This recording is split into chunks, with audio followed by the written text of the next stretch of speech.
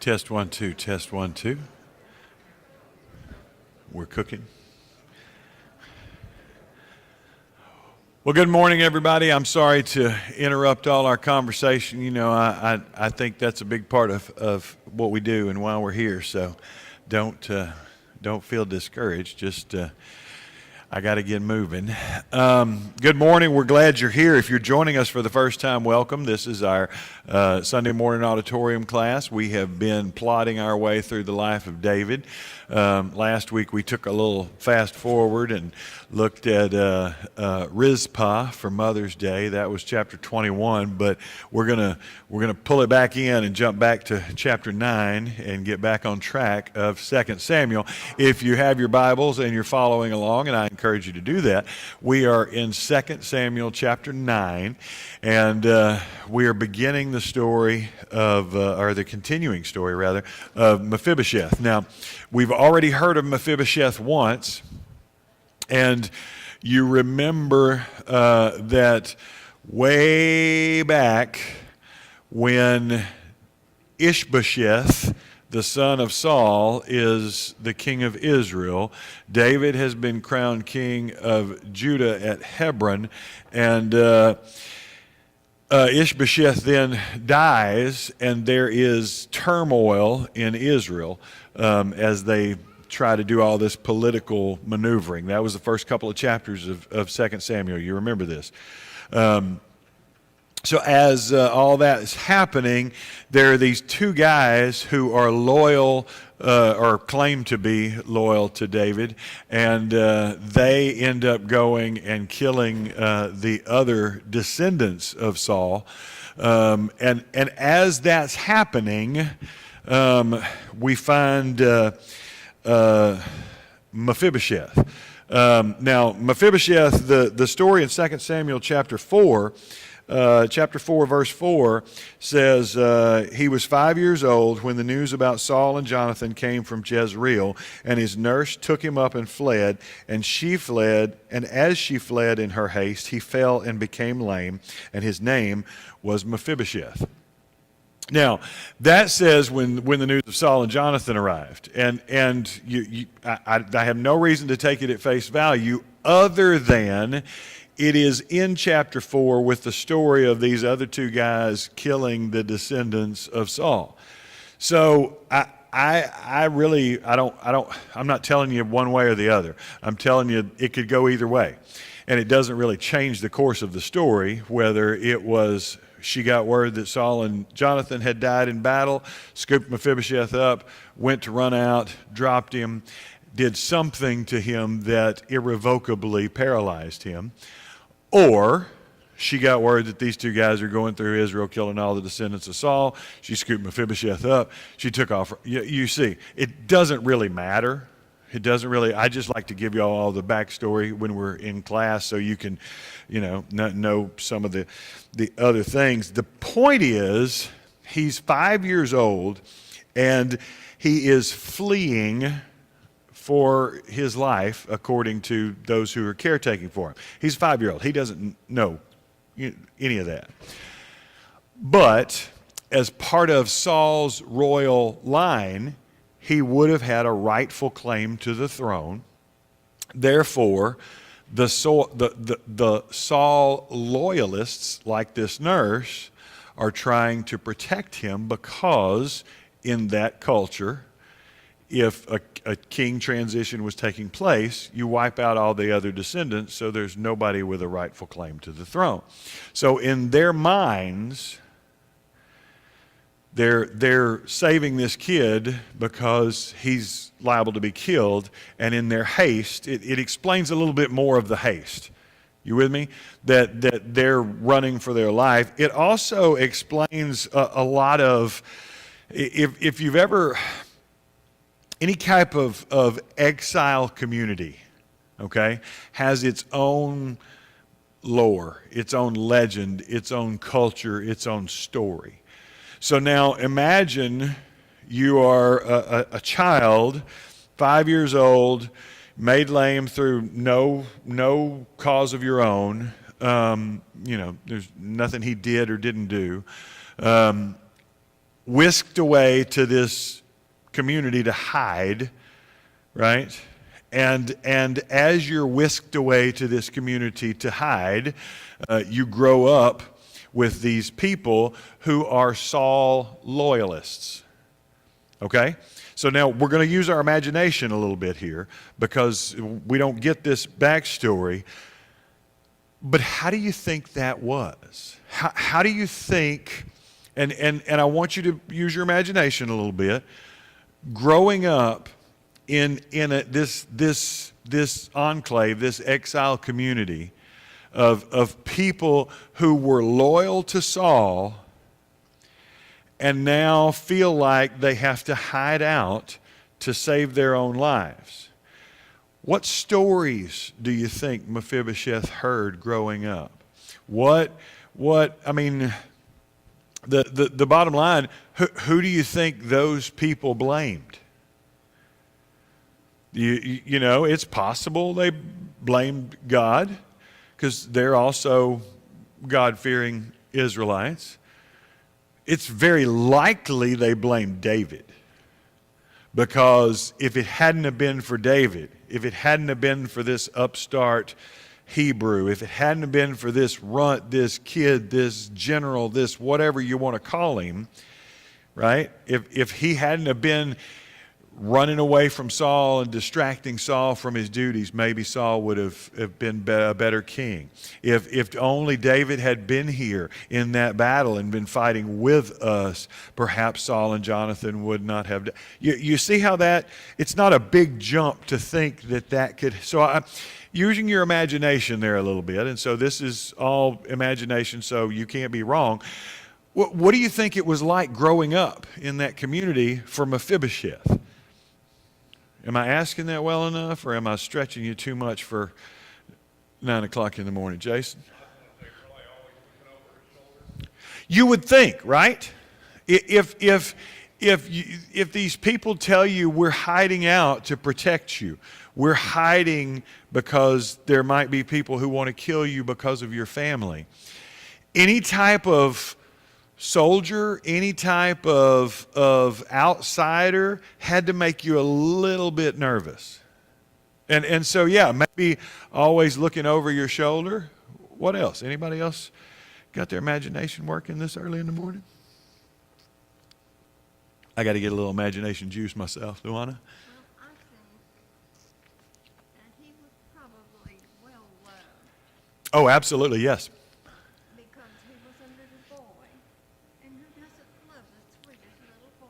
Very good, very good. She says he was probably well loved because, first of all, he's a little boy, and who doesn't love a sweet little boy?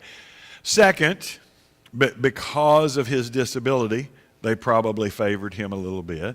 Third, because of his lineage, because of his family.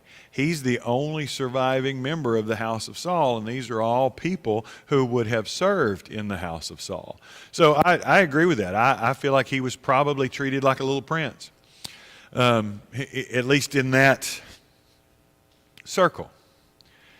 No? So nobody's still not getting any juices going, huh? All right, that's okay.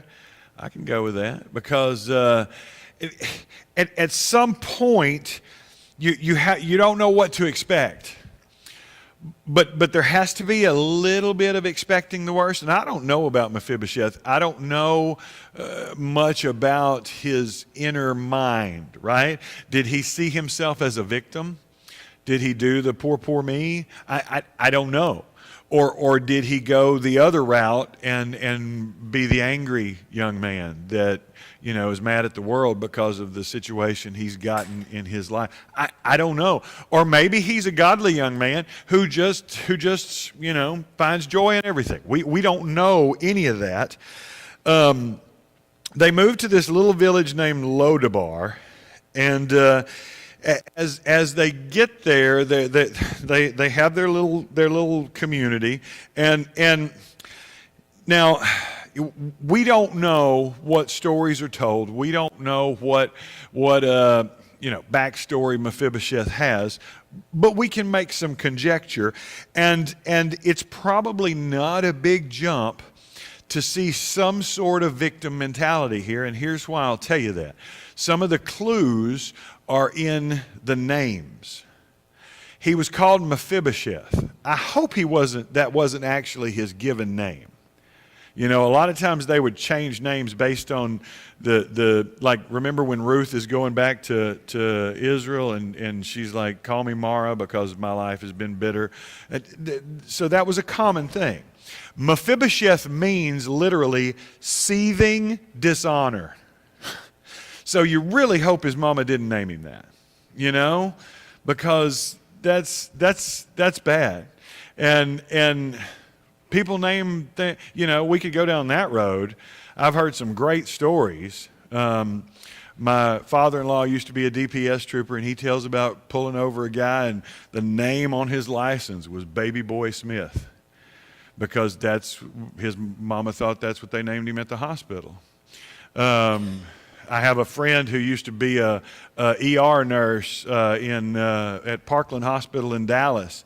And he tells a story about this lady who named her baby meconium because she thought it sounded nice. And for those of you without any medical understanding like me, meconium is the name of what happens when the baby defecates in the womb. Yeah, so it sounds a lot. So it's possible, you know, it's possible mama just said, oh, Mephibosheth, that sounds nice, we're going to call him that. I don't know. But I hope not, right? I hope that that's something that came on later. Seething dishonor, shame. That is his name. He lives in a place called Lo-Debar. Lo-Debar literally means no pasture. So think about what kind of desolate place is called no pasture, right? It's so barren that's what they call it. I don't know if that's the actual name of the city or if that's something that came along later. But he is an orphan. His family is all gone. His extended family is all gone. The responsibility of caring on him falls on these servants. And there's really, in a place like this, in a situation like his, there's no future. Right? There's not a whole lot of hope, especially in that culture for someone who is physically disabled. That's why you see a lot of them in Jesus' time that are beggars or whatever. They didn't have a way to work. They didn't have a way to earn money. So so you got to see Mephibosheth living in this place of shame and despair and fear. Right? That always looking over your shoulder. And you can't help but want to preach this story because there are a lot of us, Christian and non-Christian, who live in the same place today. We may not be physically disabled like Mephibosheth. We may not have that kind of backstory, but a lot of us live in a place of shame or dishonor. There's something in our past that God may have forgiven us for, but we haven't forgiven ourselves for. Right? And I don't know, you know, maybe that's just me. I remember a time in my life when I still had not forgiven myself for the sins of my youth.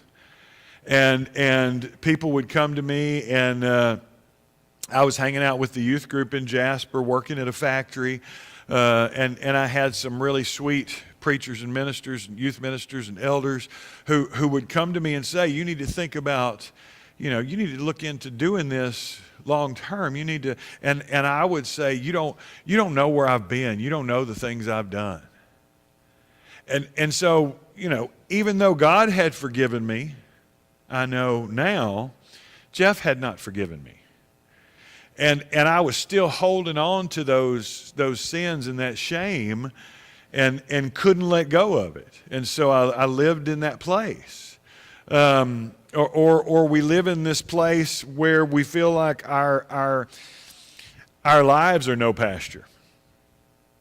You know, maybe it's I don't know, whatever the reason, but it just feels like one battle after another. It just feels like I can't get ahead. It just, and so we live in that place of no pasture, just like Mephibosheth. Or maybe we live in the lore. Just like Mephibosheth has probably told stories about the glories of his family's past and how awful everything is now, and blah blah blah. We tell ourselves stories, that well, I can't do that because of whatever. But we have stories that we tell ourselves, and we get in our own heads, and that has to be. We understand the place Mephibosheth has to be coming from, right? This place where you're waiting for the knock on the door. You know the other shoe's going to drop. What I don't know what's coming, but things have been going too well, and so I know that was my dad's philosophy of life. If things were going well, I don't know what's coming, but something is, because it doesn't stay this good for long. And so you can understand this world that Mephibosheth lives in, and then there comes a knock at the door one day. And you open the door, and there stands this group of soldiers, and the lead soldier says, "The king has summoned you." Now, if you're Mephibosheth, growing up in this place, growing up in that legend, growing up probably with David being one of the villains of the story, this is not a good thing. You're thinking, this is it. This is the day I've been waiting for. I knew this day was coming. I knew I was going to get summoned. I knew sooner or later they were going to find me. They were going to figure out there is, there is a descendant of Saul alive, and they're going to come for me. Remember last week we talked about chapter 21. There's still a couple of descendants of Saul floating around, and the Gibeonites say, "Well, give them to us. We're going to kill them all." And so that's not a big jump to think that there are people out there who want to kill me. And so that knock is probably, while he may have been expecting it, not necessarily a good thing. And so he's gathered up by his attendants. They put him on his mount, and off he goes to meet his destiny. Now, he walks in, and remember, by this time, David has started fashioning a palace. We don't know if it's totally complete, but it's enough that it's not just a house, right? And so it's a palace, and so he's escorted into the palace. He's brought in to wait. And remember, Mephibosheth is not able to move himself around. There weren't wheelchairs and those kind of things, and so he's placed there by whatever attendant, whether it's attendants or soldiers. He's placed there to wait, and he doesn't have any choice but to wait. And so you're sitting there in that court, waiting for the shoe to drop, waiting for your fate to be revealed, and what are you expecting to be called? Yes, Tony. Please. Yes.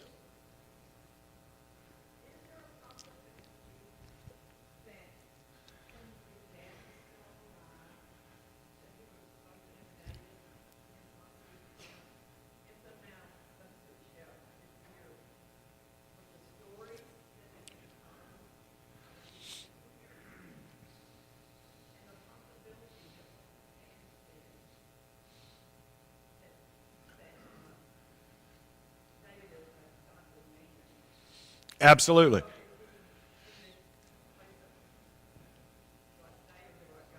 Yeah. That's a very good point. You can see that it's possible that he is torn. He did have his father for the first 5 years of his life. We know that Saul and Jonathan are dead at that 5-year mark. So, but he had been told something, right? I'm sure his father had told stories about, he and David and their battles together, or like you do, you tell your kids story. And so yeah, it's very possible that in some of the farthest reaches of his mind, he has heard stories that David is a godly man, that David is a righteous man, that David is a friend to your father, And so yeah, it's possible that there is that should I stay or should I go? I don't know, And so you got to see that turmoil going on in him, What is going to happen next? Am I going to be called an enemy? Am I going to be called a traitor? Am I going to be called a friend? I don't know. And just that waiting there, and the king calls out his name, Mephibosheth. Verse 7 of 2 Samuel chapter 9. And David said to him, do not fear, for I will show you kindness for the sake of your father Jonathan. David calls him by name, first of all. He honors him as a person, not as a lineage, not as an enemy, not as a political figure, not as a criminal, not as a cripple, not even as an exile, but by name. And then he says, don't be afraid, because he recognizes that he's probably afraid. For I brought you here to show you kindness on behalf of your father Jonathan. Days, weeks, months before, David had asked his attendants, is there anyone left of the house of Saul that I may show kindness for Jonathan's sake? That is verse 1. Anybody have a different word other than kindness in chapter 9, verse 1? Nobody? The word there is the Hebrew word chesed. And I won't say it a lot, or Luana will be in the wet zone. But this is, you've heard me talk about this word before. This is a word that the Old Testament translators struggle to translate. It'll be translated kindness. It'll be translated mercy. It'll be translated loving kindness. It'll be translated steadfast love. It's translated a lot of different ways because there's not one English word that gets the concept. The closest word that we have is the word that Paul uses in the New Testament, and I think this idea is what he's carrying over. Paul calls it grace. Now, we struggle with that concept too, but it is this never-ending love, never dying love, no matter what happens kind of love, no matter what you do kind of love. It is this agape is what the New Testament will call it, this unconditional, unending, never dying affection, kindness, right? It's most often applied to God. And David says, I want to show chesed to a descendant of Jonathan. And so they find him Mephibosheth. They bring him here. And David says, don't be afraid. I've brought you here to show you this loving kindness, to show you this mercy, this grace. The idea behind chesed is rooted in the Hebrew idea of covenant.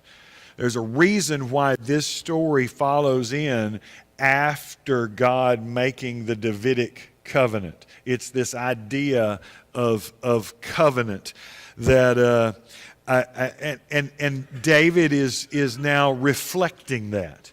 Once again, this story will preach, because as a follower of God who's been shown chesed, grace, loving kindness, mercy, my responsibility is then to reflect that to others. Jesus tells multiple stories, hope and no future, to being a landowner, a man of means, a noble, if you will. And what's more, David says, you will always eat at the king's table. Now remember, we've talked about at length, both in the Old Testament and the New, the importance of table fellowship. That's one of the things that I think the modern church, a lot of the bigger mega churches have lost out on the idea of table fellowship. We still are a good enough size that we can have a potluck. And a church potluck, there's something sacred about that. And I'm not being sarcastic or funny at all. Because sharing a meal together, that goes as far back as God walking in the garden with man. That goes as far back as God setting a table on Sinai for Moses and the elders. And when he makes a covenant with them. That goes as far back as the presence of God showing up and Abram bringing out. You see, I mean, we could keep going. You get into the New Testament, especially in the Gospel of Luke, Jesus is always, if you read the Gospel of Luke, Jesus is either going to a dinner or coming from a dinner. Always.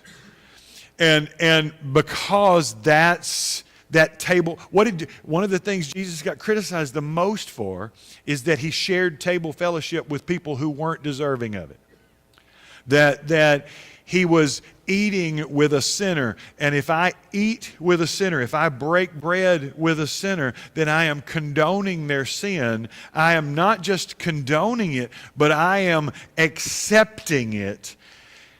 And therefore, I'm somehow complicit in it.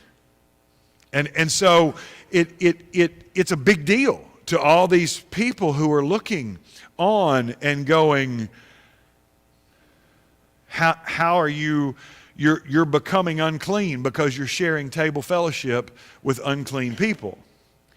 And the problem with uncleanliness or contaminants is that they're usually dose insensitive and negativity dominant. Here's what I mean. If I offer you a cup of coffee, okay? And I tell you, this is a brand new cup of coffee, fresh, just came from the place. But they didn't have anything to stir it with, and so the stick they stirred it with might have been dipped in the toilet.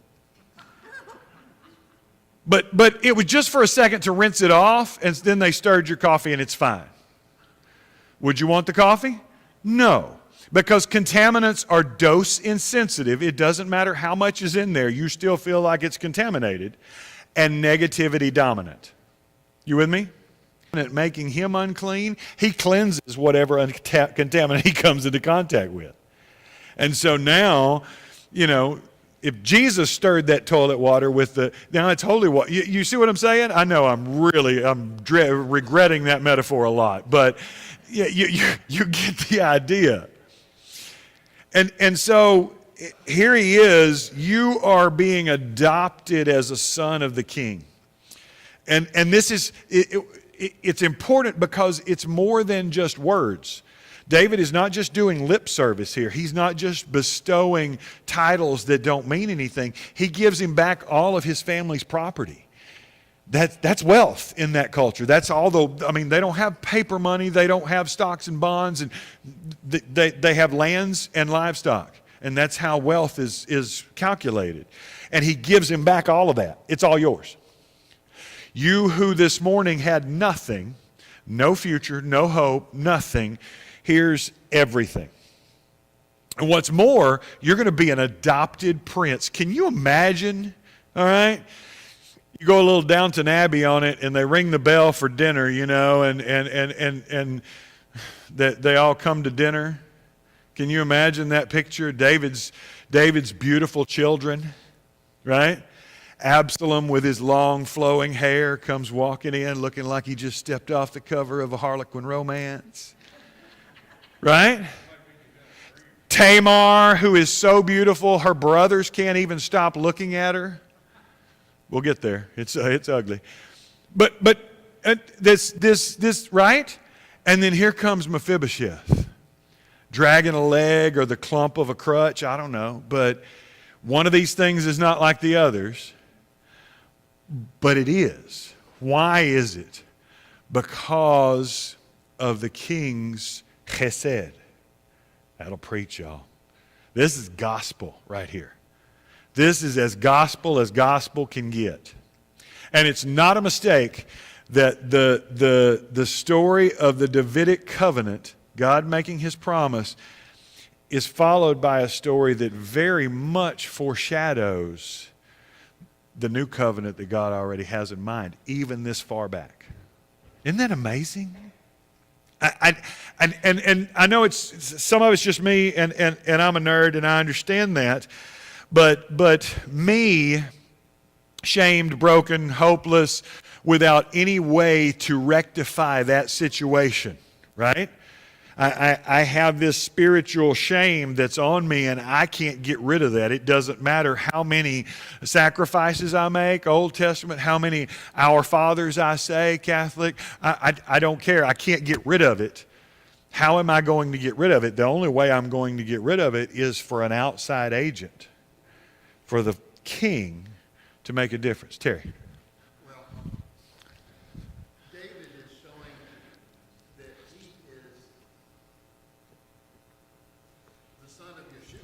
I mean, that's flipping it on its head. He's showing honor to a man of shame. Yeah. And with us, Jesus took the place of Barabbas. Absolutely. I came that they may have life and have it to the full, have it abundantly, depending on your translation. Jesus is the same, doing the same thing. Those of us who have no way of reclaiming our honor, I mean, this man's name means seething dishonor, and he's given absolutely the most honorable seat in the kingdom, sitting at the king's table. Gary.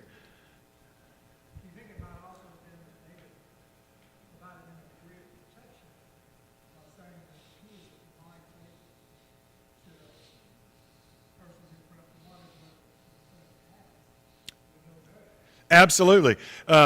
Gary said it might also be that David is offering him a degree of protection, because as he's sitting at the table, he is now under the king's protection, under the king's umbrella, under the king's, and so if you're touching him, you're touching someone who is protected by the king. We don't get it because we're not Jewish, but Jesus does that on a number of occasions. When in Mark 5, when he's on his way with Jairus' daughter and the woman with the issue of blood pushes through the crowd to grab at his cloak, he not only calls her daughter, which now places her under his protection, he says to her, and he says it to a number of others in situations like that, shalom, or my peace go with you. That's not just a have a nice day. That means you are now under the realm, under the umbrella of my shalom, right? And so now he's taken her under his wing. And so when I leave, that was a common name. That's not the same guy. I don't know why more than one person would be named that, but okay. There's another Mephibosheth put to death among those sons and among Rizpah's sons, but that's not the same one. That's one that's a direct descendant of Saul. This Mephibosheth is a descendant of Jonathan. Anyway, Jason. Just a quick question, and maybe you're going to get this later or whatever, but did David give Mephibosheth a different name after that? That's a good question. That's a good question, and I don't know the answer to that. We don't have any record of it. Or none that I'm aware of. I don't have everything, totally memorized, so I could be wrong, and somebody might find that, and I would be thrilled to hear that. Did he give Mephibosheth a different name? I don't know. We don't have any record of that. Sometimes people choose to keep those old names to remember. I grew up in Jasper, and you remember during the late 90s, Jasper got famous for a minute because of some awful things that happened there. And that was when I learned to not trust the media. because I was in Abilene at school and I was watching news reports about my hometown, and these were national reporters that I thought we were supposed to be able to trust, who are telling things that are blatantly untrue. That there was, and there is a point. There was one story where in the courthouse there was still a sign over one of the water fountains that said "coloreds only," or "white only," and then there was a sign at the back of the courthouse that said "colored entrance."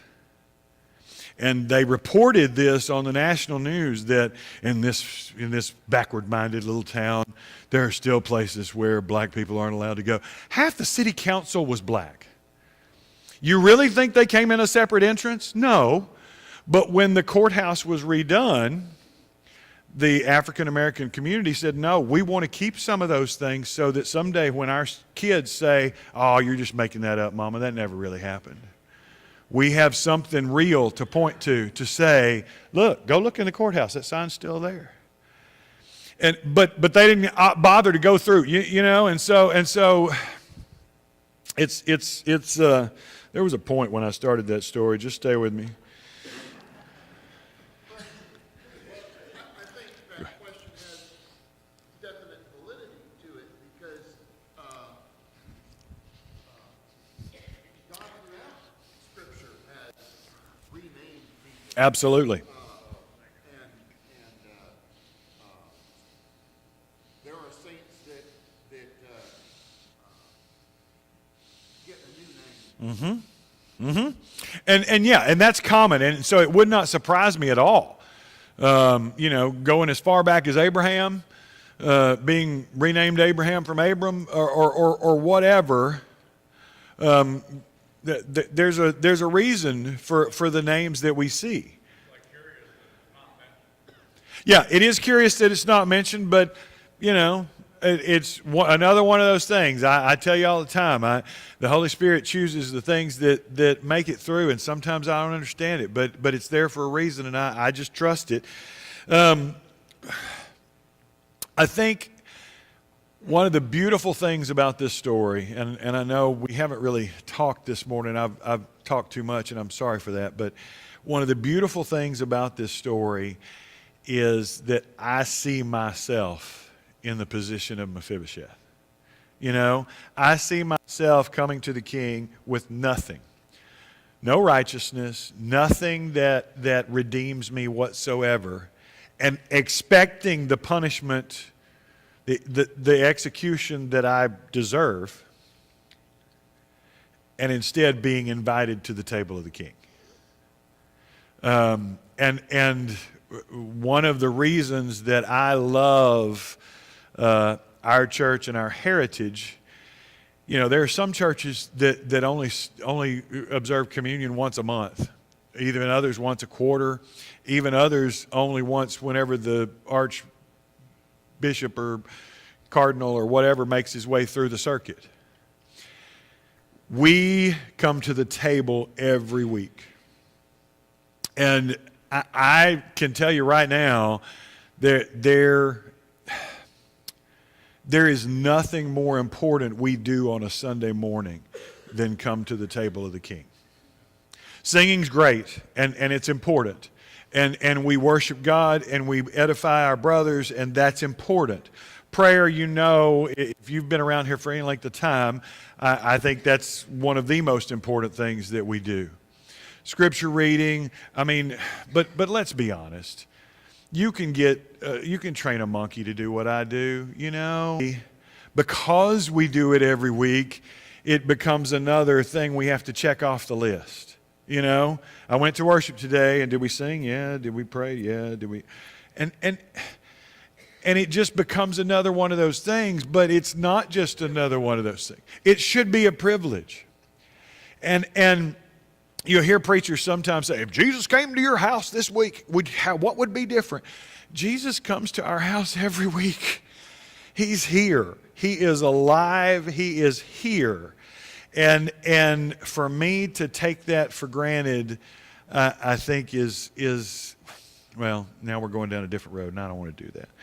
I want us to leave with the idea every time that he limped his way into the king's table to sit beside all those beautiful people and be in a place of honor despite his name. I feel like we should sing an invitation song. That'll preach. We're going to stop there because I think that's a good place to stop. And Mephibosheth, we're not done with Mephibosheth's story, unfortunately. He will come back, and we will hear more about him, about chapter 16. So, unfortunately, Mephibosheth's like the rest of us. He takes that table with the king, but sometimes he starts to take it for granted. He takes that table with the king, but sometimes he starts to take it for granted. That we're guilty. So we don't judge him too harshly. But at any rate, that's enough for this morning. Thank you for your participation. I'm sorry for preaching to you this morning, but this one's one of those that we needed to get through like that. And man, I love this story. You have about 15 minutes. We'll be back in here for worship. Thank you.